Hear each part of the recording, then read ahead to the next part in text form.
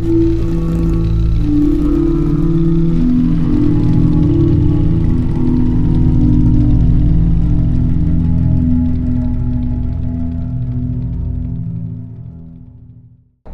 happened when I was 10 years old, and it was probably the scariest night of my life.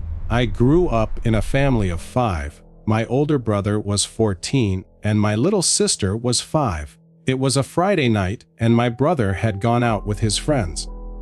Not long after, my parents got a phone call that changed everything. I was in my room playing a Star Wars video game when I suddenly heard my mom crying. I ran out, panicked, and saw her on the phone with the hospital. They told her my brother had been hit by a car. My heart sank. His leg was broken, and I didn't catch much else, but the news left everyone shaken.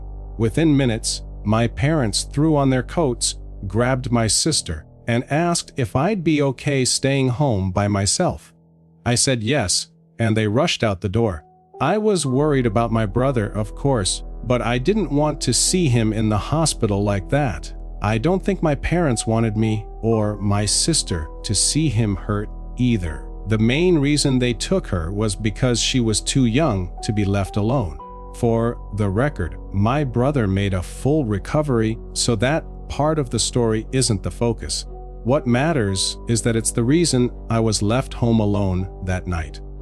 Before leaving, I remember my dad trying to calm my mom down, telling her everything would be fine.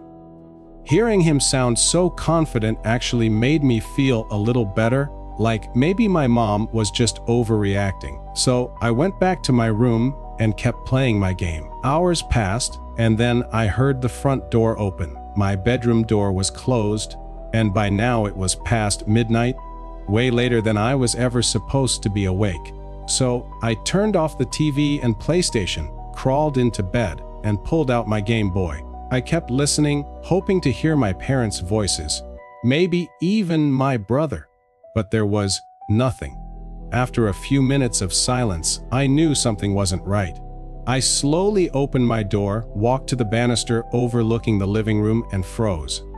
The lights were off, but I could clearly see 3 tall figures standing there. They weren't my family. For a second, I was paralyzed with fear before tiptoeing back to my room and shutting the door as quietly as possible. But in my panic, the small click of the door closing was just loud enough. I knew they'd heard it, even if it was barely. Heart pounding, I moved fast. I opened my closet door quietly, slipped inside, and shut it behind me. Crouched down behind piles of boxes and stuffed bags of clothes, I was as hidden as I could get. I stayed there, waiting for what felt like forever, dreading the sound of my bedroom door opening. And then it did. In that moment, I was sure I was going to die. I heard footsteps enter the room. I couldn't tell if it was one person or more. The steps moved closer to my bed, and I heard someone messing with my covers. Then silence. A few seconds later, the footsteps came toward the closet door. More silence. Then the door slowly opened. My heart was pounding out of my chest. I sat completely still, holding my breath. The door stayed open for what felt like 20 seconds, but I didn't move, didn't even look up.